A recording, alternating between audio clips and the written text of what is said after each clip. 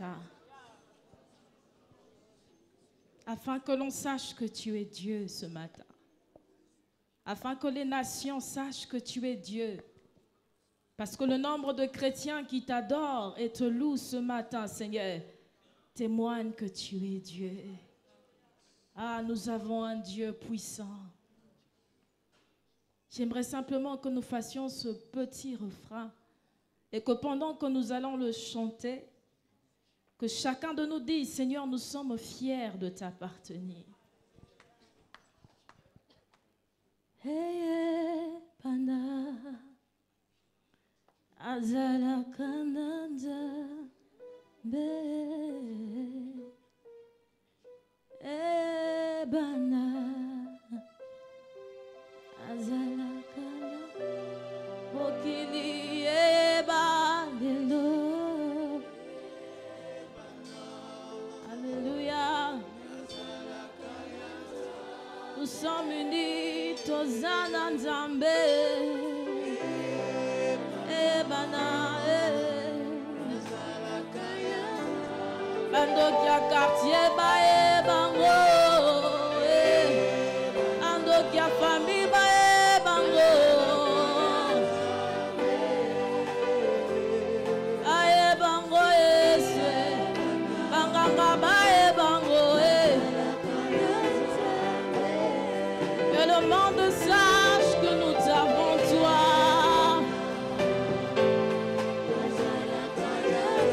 Fais la différence. S'il te plaît, Seigneur, scelle quelque chose ce matin. Balia famille, Bango. Bitubana biso, j'aimerais que tu dises, j'ai un Dieu. Situation ya vinanga, Bango. Alléluia. Situation ya mboka nanga, batozana Jésus. Tozana Jésus. Notre force c'est de t'avoir toi. Est-ce que tu peux dire, Seigneur, ma force c'est de t'avoir toi. Ma force à moi c'est de t'avoir toi. Eza la robo eza na mbongo te. Eza kozala ba classe minene te. Kasi eza kozala na yo Yesu. Makasi na nga eza na kitoko na nga te. Makasi na nga eza na bomengo na nga te. Kasi bayebaka nazalaka na Nzambe. Ah Jésus, Kongo Bango Salaboke Sendi. Nous ne sommes pas des ténèbres, mais nous sommes de la lumière. Apporte ta lumière, Seigneur. Apporte ta lumière dans mon calabiso.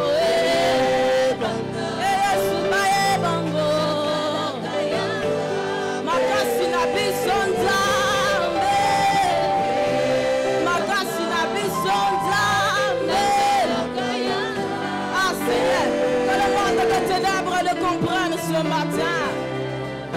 Je ne peux pas prêcher si le monde de ténèbres ne comprend pas que depuis que nous t'appartenons, Seigneur, nous ne sommes plus redevables. Depuis que nous t'appartenons, nous ne sommes plus esclaves. Depuis que nous t'appartenons, nous ne sommes plus liés.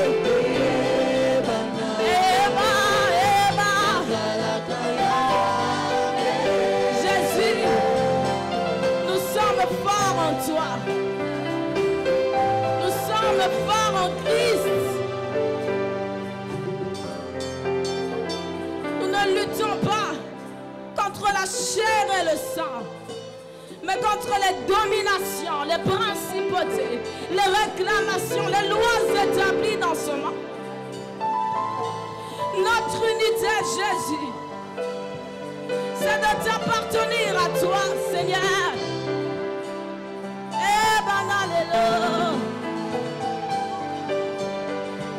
Seigneur, que ce matin, que notre identité d'enfant de Dieu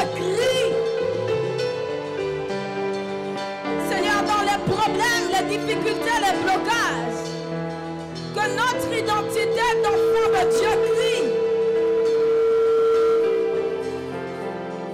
C'est dans le nom de Jésus-Christ que nous imposons le règne de Dieu en ce lieu. Et nous l'acclamons. Nous l'acclamons au-dessus de la maladie. Nous l'acclamons au-dessus de toute forme de blocage. Nous l'acclamons au-dessus de tous les mensonges du diable. Ah, nous l'acclamons au-dessus de nos faiblesses. Jésus, tu es élevé au-dessus de tout. Si nous venons prier chaque dimanche, c'est pour que le monde sache que tu es Dieu. Que l'on sache que tu es Dieu. Et que tu règnes d'éternité en éternité. Peuple de Dieu, j'aimerais nous inviter à lire encore quelques passages ce matin. Si nous pouvons prendre nos Bibles dans le livre d'Ecclésiaste, le chapitre 4. Ecclésiaste, le chapitre 4. Nous pouvons commencer à partir du verset 7. Nous arrêtons au verset 10. Ecclésiaste 4. J'ai considéré une autre vanité sous le soleil. Tel homme est seul et sans personne qui lui tienne de près. Il n'a ni fils ni frère, et pourtant, son travail n'a point de fin, et ses yeux ne sont jamais rassasiés de richesse. Pour qui donc est-ce que je travaille et que je prive mon âme de jouissance? C'est encore là une vanité et une chose mauvaise. Verset 9. Deux valent mieux qu'un, parce qu'ils retirent un bon salaire de leur travail. Alléluia. Nous pouvons prendre aussi rapidement Proverbe 29, le verset 2. Nous lirons les autres passages dans la suite. Proverbe, le chapitre 29, le verset 2. Quand les justes se multiplient, le peuple est dans la joie. Et quand le méchant domine, le peuple gémit, priant. Seigneur notre Dieu, nous te bénissons pour ce matin, parce que tu nous as réservé une parole libératrice, Seigneur. Nous croyons réellement qu'à travers ces moments de partage, d'enseignement de ta parole, que tu vas fortifier notre foi, mais également que tu vas nous accompagner, Seigneur, dans la pratique de cette parole que nous écouterons. Nous la bénissons ce matin au nom de Jésus-Christ. Amen. Amen. Bonjour bien-aimés. Je vous espère bien portant, en bonne santé. C'est pour moi un réel plaisir d'être l'instrument par lequel le Seigneur va passer ce matin. Et je bénis le Seigneur pour cette marque de confiance. Et je rends grâce à Dieu pour le comité local que nous avons, bien qu'il soit en retraite, et notre pasteur, le révérend Eric Senga, pour cette marque de confiance. Alors nous sommes en train de continuer un merveilleux thème que le révérend Eric Senga a commencé à inaugurer, travaillant dans l'unité pour la réalisation du dessein de l'Éternel. Et en suivant les différents enseignements, chacun de vous a pu tirer quelques éléments sur le fait qu'il ne fallait pas avancer seul, mais qu'il était important de se tenir par la main. Et c'est dans le texte que nous avons lu dans Ecclésiaste 4 qui nous fait comprendre que deux valent qu'un. Alléluia. Et j'ai été tellement émue en écoutant ce cantique que la chorale l'Éternel a chanté. Que Dieu vous bénisse. Que Dieu bénisse toutes les chorales d'ailleurs. Parce que ça faisait des longues années que je ne l'avais pas entendue. Et c'est une chanson qui a été écrite, j'en suis sûre, avec beaucoup de larmes, parce qu'il fallait que le Seigneur vienne en aide à l'Afrique. Nous avons vu le jour dans un contexte de colonisation. Nous avons vu le jour dans un contexte de ségrégation raciale. Et quand j'entendais ce cantique, dans toutes nos langues d'ailleurs, je me disais que nous avons encore besoin ce matin d'implorer le soutien de Dieu. Alléluia. J'aimerais être très pratique ce matin en nous donnant quelques pistes de solutions sur comment nous pouvons nous unir pour qu'il y ait un changement dans la société. En venant ce matin à l'église, j'étais à bord d'un taxi et il s'est fait qu'il y avait une conversation entre le chauffeur et un des passagers, en s'entretenant l'un qui dira « Vous connaissez la fameuse église de la place ?» Bien évidemment qu'il s'exprimait en lingala, mais il disait dans son discours « Bozoton dit ça ba église alors que mboka ezobongate. » Alléluia. L'église était tellement pleine que les taxis avaient du mal à sillonner. Et il faisait une réflexion en disant, mais les fidèles se multiplient dans les églises. Mais tandis que la situation sociale, économique ne change pas suffisamment. Et il s'est même exclamé en disant, « Oh yo, il faut être là-bas pasteur patron. » Alléluia. Et j'ai quand même été attentionnée par cet entretien entre eux. C'est là que j'ai réalisé que la population dans la ville de Kinshasa attend quand même qu'il y ait un mouvement au niveau de l'Église. Alléluia. Est-ce que l'Église, c'est le gouvernement? Non. Mais ce taximène-là s'attend à ce que le Dieu que nous invoquons ici apporte non seulement des changements le dimanche, ne multiplie pas seulement l'effectif des fidèles, mais qu'il y ait réellement un changement visible dans la société. C'est pour dire à quel point, en tant qu'Église, en tant que chrétiens, nous avons une si grande responsabilité. Pourquoi? Parce que le monde nous regarde. Bien-aimés dans le Seigneur, l'unité dont nous parlons, le pasteur l'a évoqué la fois dernière en disant qu'elle est à la fois spirituelle et physique.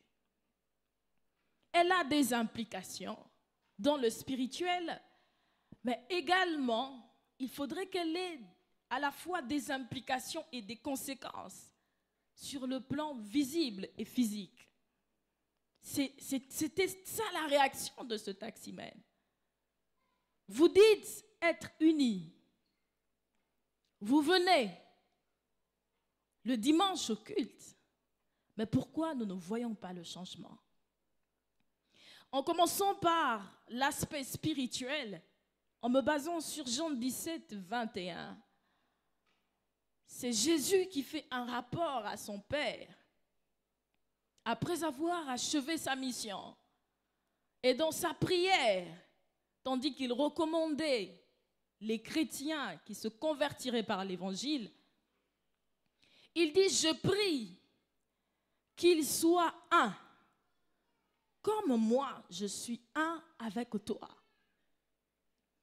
C'est que l'unité dont parle Jésus dans Jean 21, ce n'est pas une unité qui se limiterait simplement à être au modèle des hommes, mais c'est une unité qui doit converger vers l'unité du Père avec le Fils.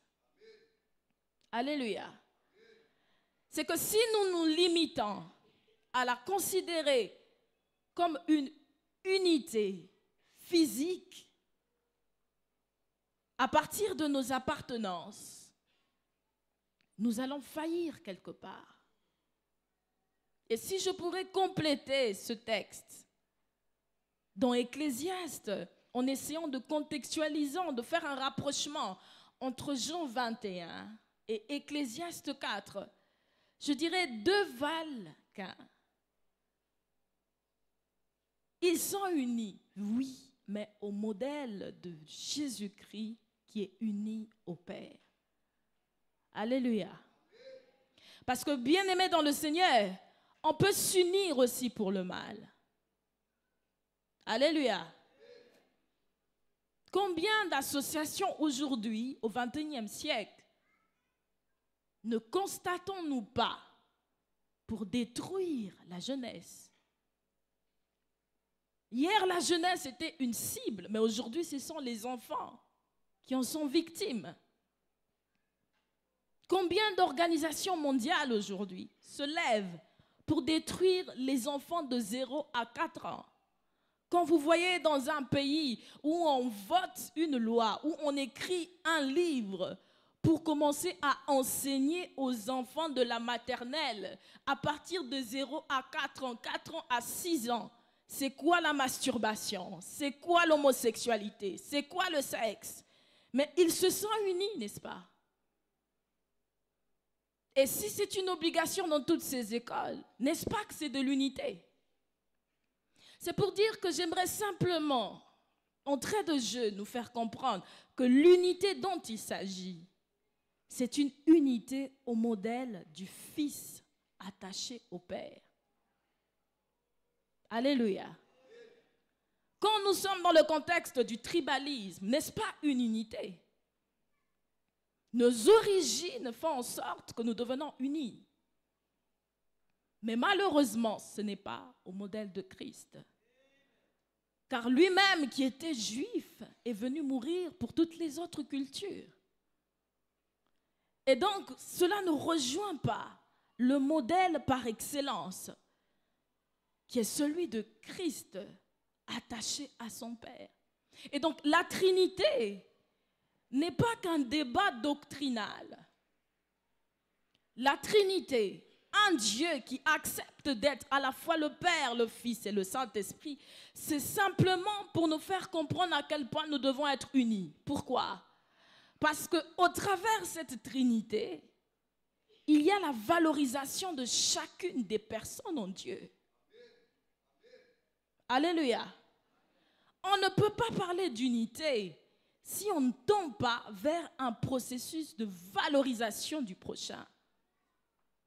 Et quand la Bible nous dit tu aimeras ton prochain comme toi-même, c'est-à-dire tu vas valoriser ton prochain. Tu vas t'intéresser aux points positifs. Alléluia. On ne peut pas dire être uni si on ne sait pas valoriser l'autre. Dieu le Père lui-même valorise Jésus-Christ, son Fils unique, en l'envoyant sur la terre, mourir pour nous. Et Christ sur la terre n'arrête pas de dire, c'est le Père qui m'a envoyé. Était-il obligé de nous le rappeler à tout moment? Et Christ qui veut partir nous dit, je ne vous laisserai pas seul, je vous enverrai le Saint-Esprit. N'est-ce pas là un modèle d'une unité parfaite? Alléluia. Mais 3 en 1, c'est que nous sommes nous aussi capables de nous unir pour accomplir le dessein de Dieu.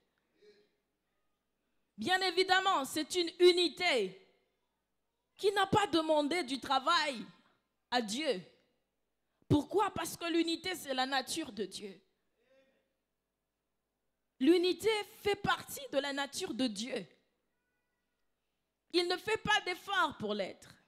Mais nous, nous le devons. C'est pour ça que nous devons travailler. Alléluia. Et ça, c'est l'aspect spirituel de l'unité.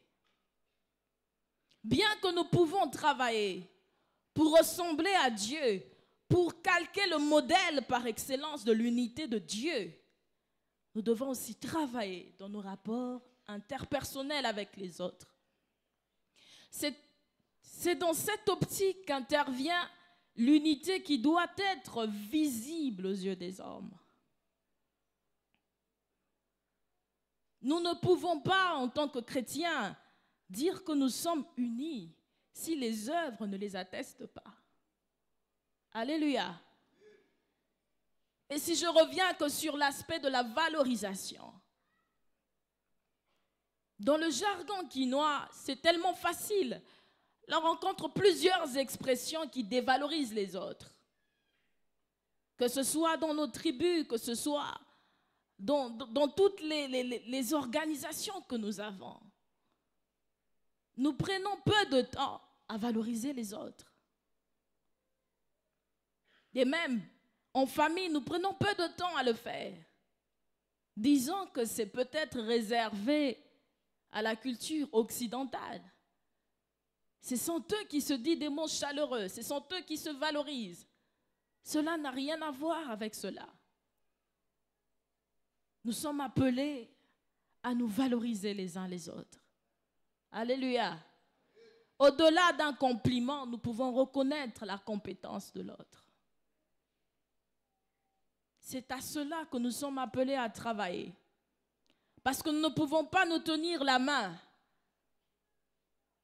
si nous n'acceptons pas les compétences de l'autre. Et bien aimés, nous en souffrons dans le monde professionnel.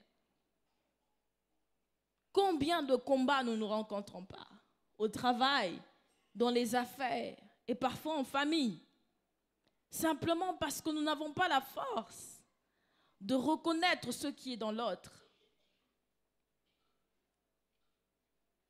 Par absence de valorisation,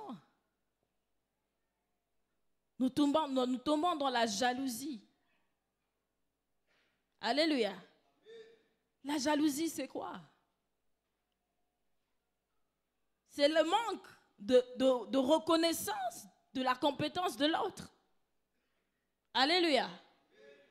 Imaginez-vous combien de fois nous pouvons être jaloux en une journée quand nous ne savons pas valoriser le prochain. Imaginez-vous, sur 24 heures que le Seigneur nous a données, quels sont les risques de tomber dans la jalousie en une seule journée? Mais Dieu regarde nos cœurs. Alléluia. Le monde a besoin de regarder à travers tous les chrétiens que nous sommes une vraie unité. Et si nous ne sommes pas unis, le monde ne pourra pas croire en notre message. Parce que Jean 17, 21 dit, « Fais en sorte qu'ils soient unis afin que le monde sache. » Bien-aimés dans le Seigneur, les païens se convertiront par notre unité. Alléluia. Et tant que nous ne le serons pas véritablement, ils se diront que nous faisons de la comédie, du théâtre. Ce sont eux les premiers qui nous critiquent. Parce qu'entre nous-mêmes les chrétiens, nous nous mettons des bâtons dans le roue, nous nous critiquons, nous nous jalousons, nous nous empoisonnons, nous nous tuons, nous nous volons même. Vous allez dans une rencontre des chrétiens, mais on vous vole votre téléphone. Alléluia. N'est-ce pas qu'il y a l'unité dans ce temple-là? C'est que nous devons travailler. Parce que le monde a besoin de lire ce témoignage d'enfants de Dieu par nos actions. À chaque fois que vous posez un acte en tant que chrétien, sachez que le monde, le païen à côté, peut venir à Christ à cause de cela. Et donc j'aimerais nous dire ce matin de ne pas nous décourager.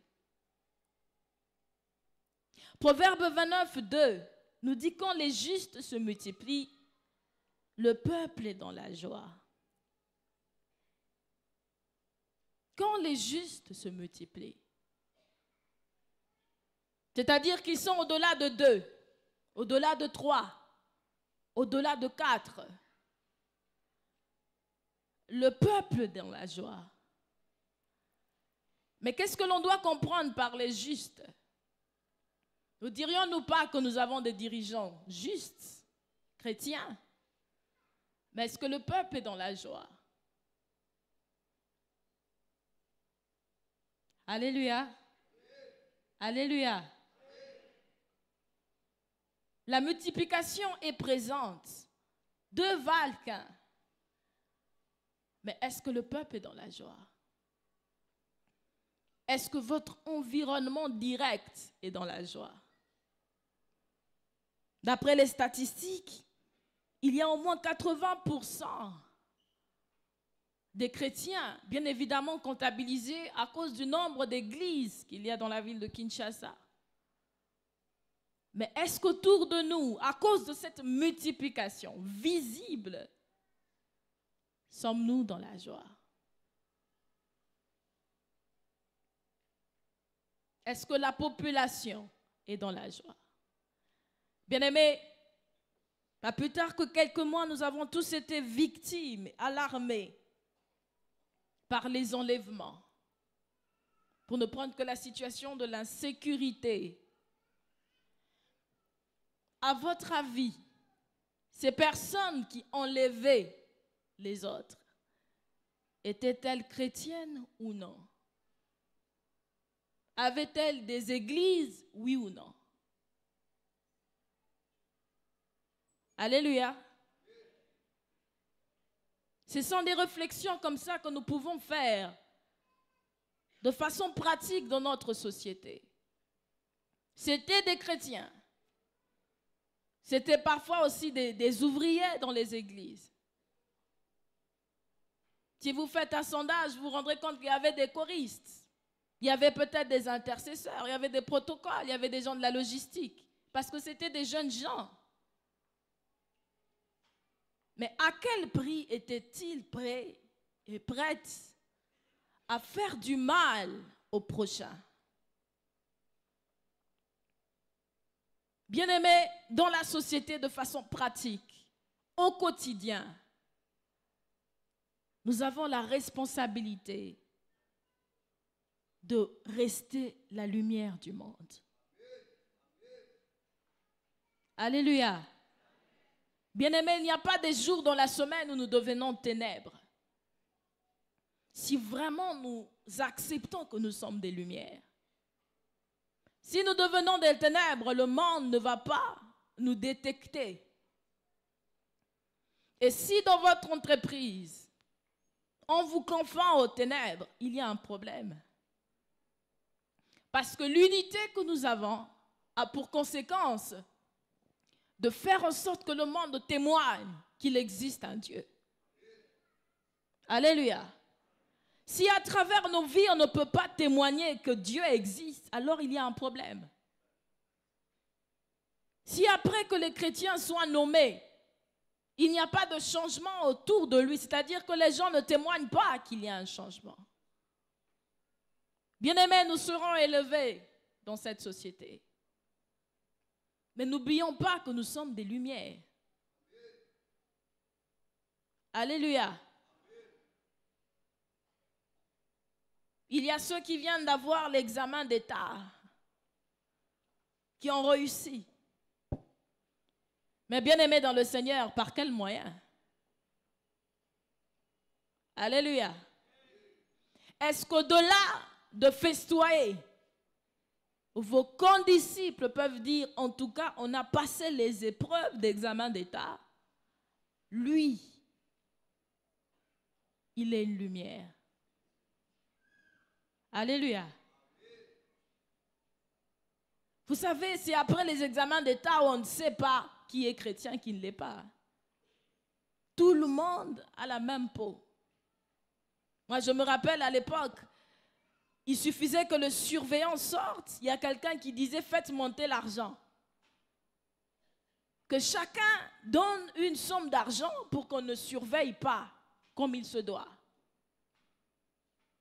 Et moi, je refusais de donner l'argent. alors que tous les autres le faisaient. Alors on me disait, mais toi tu te prends pour qui? Pour une lumière. Alléluia. Peu importe les points que j'aurai, je me battrai pour rester une lumière. Vous arriverez dans votre entreprise, on vous dit, bon, après le détournement, nous avons reçu autant d'argent. Alors, nous avons décidé de le partager. Allez vous prendre ou pas? Ce n'est pas vous qui avez commis l'acte au premier degré. Allez-vous le faire ou pas? Alléluia. C'est en ce moment-là qu'on vous décidez de ne pas participer à la corruption que le monde saura que vous êtes une lumière. Ce ne sont que dans ces contextes-là que le monde découvre qu'on est une lumière. Sur plusieurs aspects, nous sommes tous humains. Mais dans certains contextes, le monde attend un témoignage. Alléluia. Nous pouvons tous nous marier, nous les jeunes gens. Mais ceux qui acceptent de se garder jusqu'au mariage, ce sont eux qui acceptent de rester unis à Dieu. Alléluia. Parce qu'aujourd'hui, cela est normalisé. La virginité, on n'en parle plus. La chasteté n'a plus de sens. Vous n'avez qu'à regarder les séries télévisées, vous comprendrez que tout n'a plus d'importance. Mais quand vous vous battez jusqu'à vous marier, vous restez unis à Dieu. Dans le même esprit. Aujourd'hui, nous sommes en pleine mutation, évolution avec les nouvelles technologies. Vous avez à votre portée un téléphone portable qui vous laisse tout regarder, car vous êtes le gérant. Mais il y a des vidéos que vous n'ouvrez pas. Alléluia. Il y a des images pornographiques que vous ne regarderez pas. Parce que vous êtes unis à Dieu. Bien-aimés dans le Seigneur, l'unité que nous avons avec Dieu, c'est bien plus que même l'unité qu'il y a entre une mère liée à son fœtus, à son enfant par le cordon ombilical. Parce que Dieu n'est pas en nous provisoirement. Dieu a décidé d'être en nous. Et il n'est pas qu'au niveau du ventre. Il est dans nos pensées aussi. Alléluia. Et il est parfois dans nos mains. Parce que quand nous allons à des endroits, nous tombons sur des gens malades. Il entre dans nos mains, il guérit les gens. Alléluia. Il est parfois dans nos pieds. Nous allons quelque part, il nous dit ne pars pas là-bas, change de direction, va de l'autre côté. Et nous vivons le miracle comme ça. Il est dans nos yeux. Parfois nous pouvons être là, mais il nous donne une vision. Il est même dans notre sommeil. Nous ignorons à quel point nous sommes unis à Dieu. Et c'est une unité organisée par Jésus-Christ. Nous n'avons même pas beaucoup d'efforts à faire pour comprendre que nous sommes unis à Dieu. C'est que notre identité à Christ doit crier plus que n'importe quelle identité. Alors, pourquoi accepterons-nous d'offenser le Seigneur et de rompre cette unité spirituelle? Bien-aimés, quand vous péchez, vous vous déconnectez de Dieu. Alléluia. À chaque fois que vous péchez, vous perturbez la connexion entre vous et Dieu. vous fragilisez votre unité avec le Seigneur. Et si cette dernière est fragilisée, ne vous en faites pas. Tout le reste, on suivra. Alors en partant de cette unité spirituelle, nous devons travailler de telle en sorte que cette communion, la Bible parle de la communion avec Christ, faisant en sorte que cette communion soit permanente, intégrale, parce que c'est au modèle de cette communion que nous poserons des actes dans la société. Alléluia. Pour ne citer que la sécurité sociale, nous avons aussi un problème d'infrastructure. Nous avons un problème avec nos routes. Nous avons un problème avec la guerre, les conflits armés. Nous ne pourrons vaincre qu'en étant unis.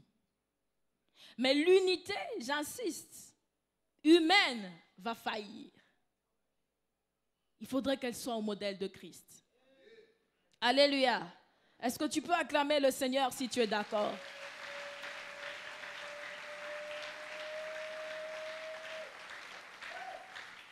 Vous savez, ce n'est pas facile de prêcher comme ça. Hein?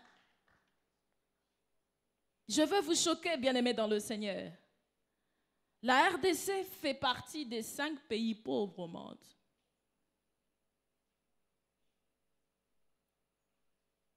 Si vous voulez, j'ajoute 10, 20, 30. Est-ce que vous l'avez entendu? Avec une population de combien d'habitants?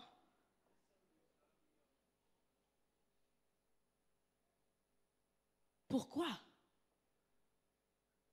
Quand le peuple, quand le juste se multiplie, il y a la joie. Depuis la décolonisation, depuis notre indépendance, jusqu'à aujourd'hui, nous n'arrivons même pas vraiment à appartenir à la catégorie des pays émergents. Mais ça doit nous questionner. Alléluia. C'est une honte, n'est-ce pas? Mais nous devons travailler. Vous savez, il existe plusieurs organisations. Mais j'aimerais nous proposer une organisation assez intéressante dans le monde qui s'occupe quand même du développement des populations sous plusieurs aspects. On les appelle les objectifs de développement durable. Ils ont 17 objectifs. Et j'aimerais juste vous le partager pour que chacun de vous essaie de voir dans quel secteur il travaille pour voir comment rejoindre ces objectifs. Alléluia. Et parmi ces objectifs, premièrement, c'est pour réduire la pauvreté. Le premier objectif. Comment pouvons-nous travailler dans l'unité pour qu'il y ait réduction des pauvres dans la ville de Kinshasa? Nous lisons la Bible, oui, mais qu'est-ce que nous faisons pour aider les autres? Deuxième objectif, c'est comment réduire un peu la famine, la faim. Vous imaginez pas combien de gens à l'intérieur du pays, et parfois même dans la ville de Kinshasa, n'ont pas de quoi se nourrir. Le troisième objectif, c'est celui d'avoir une bonne santé et un bien-être. Ça rejoint un peu le corps médical, l'hôpital. Mais ne vous en faites pas en tant qu'ASBEL, ONG. Vous pouvez toujours rejoindre, même en tant que particulier, individu. Les pharmaciens, toutes ces personnes, les médecins, les ophtalmologues, ils travaillent pour la bonne santé. Peut-être que vous êtes dans ce domaine. Alors dites-vous en quoi vous êtes utile dans cette unité avec les autres médecins. Faites en sorte que nous puissions vivre. Il y a tellement de réalités dans nos hôpitaux. On se pose la différence si les médecins sont chrétiens ou païens. C'est là, en ce moment-là, que vous devez vous distinguer en tant que lumière en étant unis au Seigneur. Quatrièmement, c'est l'éducation. Je suis en train de vous énumérer les 17 objectifs durables. L'éducation. Il y a des professeurs, des assistants, des enseignants. Il faudrait que les enseignements soient des enseignements de qualité. Et c'est pour ça que vous voyez des organisations comme l'UNICEF. Toutes ces grandes organisations dans le monde rejoignent un peu ces objectifs dans l'éducation. Nous avons aussi l'égalité entre les sexes, pour dire que c'était des objectifs institués au moment où la femme n'avait pas de place dans la société. Mais après avoir milité, la femme a maintenant une place. Bien qu'au niveau du genre, le débat a beaucoup évolué aujourd'hui. Sixièmement, vous avez l'eau propre et l'assainissement. C'est pour ça que vous avez des grands organismes qui traitent de l'eau. Alléluia. Vous en connaissez à Kinshasa? Vous en connaissez quand même? Pourquoi l'eau est traitée? Pourquoi nous achetons de l'eau filtrée? C'est parce que cela rejoint aussi ces grands objectifs. Il ne faut pas que la population soit malade. Il faut que la population ait cette eau potable. Nous avons aussi ceux qui s'occupent de l'épargne. Un peu plus sur le domaine économique. Nous avons des comptables, toutes ces personnes et ces grandes organisations dans le monde qui travaillent pour une amélioration de la croissance économique. Nous avons aussi l'industrie, les infrastructures, les inégalités. Toutes ces choses, tous ces objectifs, vous pouvez de toute façon les retrouver aussi sur Internet. Mais tous ces objectifs, c'est pour travailler dans l'unité, afin que la ville dans laquelle vous vous trouvez, le pays dans lequel vous vous trouvez, se développe. Alléluia. Bien-aimé, être chrétien, c'est bien. Mais être agent du développement, c'est mieux aussi. Parce que le monde nous regarde. Nous devons aussi dépasser ce débat. Pour finir, j'aimerais que nous puissions lire encore un texte.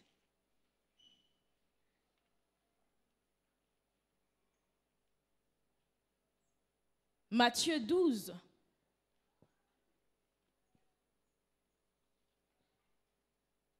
Nous allons commencer à partir du verset 47.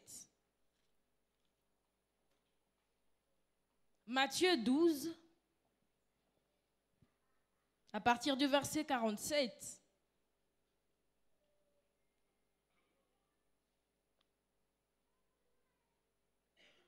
Je peux même commencer au verset 46.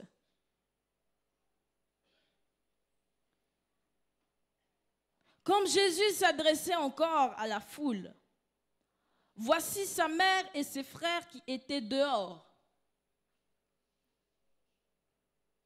Voici sa mère biologique et ses frères biologiques qui étaient dehors et cherchèrent à lui parler. Verset 47, quelqu'un lui dit, voici ta mère et tes frères sont dehors et ils cherchent à te parler. Mais Jésus répondit à celui qui lui disait, qui est ma mère Et qui sont mes frères? Puis étendant la main sur ses disciples, il dit, voici ma mère et mes frères. Car quiconque fait la volonté de mon Père, qui est dans les cieux, celui-là est mon frère, ma sœur et ma mère. Alléluia. Tel que nous sommes là dans cette assemblée, Jésus sait reconnaître qui est son frère, sa sœur, sa mère. Mais tout dépend de comment nous faisons sa volonté. Comment nous voulons rester unis à lui. Et à chaque fois que nous nous déconnectons de lui en péchant, il ne nous reconnaît plus comme ses frères, ses sœurs. C'est pour ça qu'au dernier temps, des gens viennent lui dire, mais nous avons prophétisé en ton nom. Nous avons chassé les démons. Et il dira quoi? Je ne vous ai jamais connu. Bien-aimés, ne sous-estimons pas l'unité que le Christ est venu apporter à ce monde. La paix qu'il nous accorde à partir de son unité, ne la sous-estimons pas. Ce matin, je voulais seulement nous interpeller de façon pratique dans la société. Quelquefois, en levant nos lunettes spirituelles et constatant à quel point la situation de notre société a besoin de nous. Sentons-nous responsables pour le développement de la République démocratique du Congo. Quelquefois, il faut prendre quelques jours, quelques moments de réflexion et vous dire comment pouvons-nous être unis pour que notre nation se développe. Si nous continuons à trahir le Congo, il ne se développera jamais. Alléluia. Est-ce que nous pouvons nous incliner ce matin pour prier? Bien-aimé, je ne sais pas si tu as l'habitude de faire ce genre de prière. Mais nous avons chanté avec la chorale éternelle.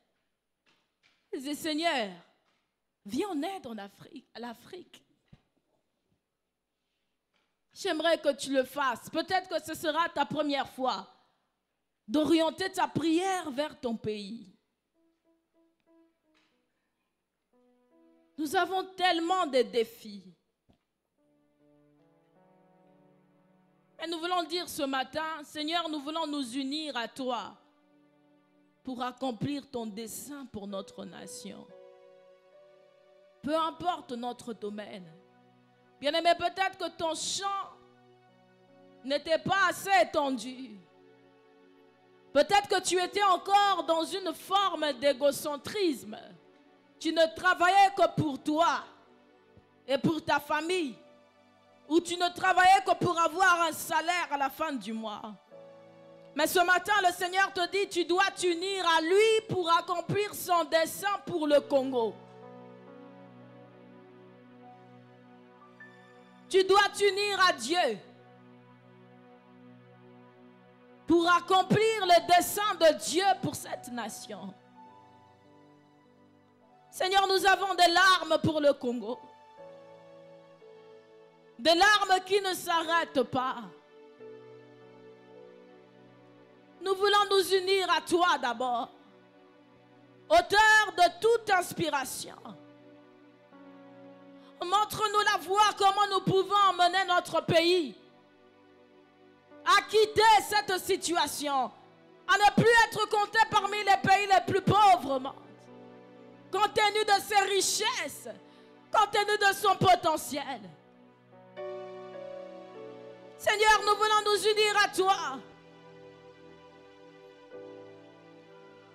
Nous voulons nous unir à toi, Seigneur. Nous voulons nous unir à toi pour voir la pauvreté être réduite dans notre pays. Tu dis que lorsque les justes se multiplient, le peuple est dans la joie. Seigneur, mon peuple pleure. Nous voulons que la majorité des Congolais soient dans la joie. Et nous nous unissons à toi, Seigneur. Bien-aimé, s'il y a des actions que tu dois renoncer, auxquelles tu dois renoncer ce matin, s'il y a une forme d'injustice à laquelle tu dois renoncer ce matin, pour que le peuple soit dans la joie, pour que l'unité des chrétiens soit visible par un changement dans la société, j'aimerais que tu te repentes ce matin. Peut-être que vous nous suivez en ligne. Vous vous rendrez compte que vous participez pour dévaloriser le Congo. Seigneur, utilise-nous, Jésus. À chaque fois que tu te poses la question, qui enverrai-je? Trouve-nous, Seigneur. Tu dis ta mère, ton frère, ta soeur, ce sont ceux qui font ta volonté, Jésus. Le dessein du Congo, Seigneur, ne s'accomplira qu'au travers de nous, Jésus. Fais la différence, Seigneur. Positionne-nous de façon stratégique dans cette nation. Que si l'on dira un jour que le Congo est un pays émergent, si l'on dira un jour que le Congo est un pays développé, que ce soit parce que les chrétiens se sont levés. Ah Jésus, nous sommes une armée, papa. Une armée unie à toi. Nous te prions pour la RDC, Seigneur. Nous voulons, Seigneur, dans les 10 prochaines années, nous voulons commencer à travailler aujourd'hui pour qu'au moins dans les 10 prochaines années, les 20 prochaines années, que notre pays sorte de sa position actuelle.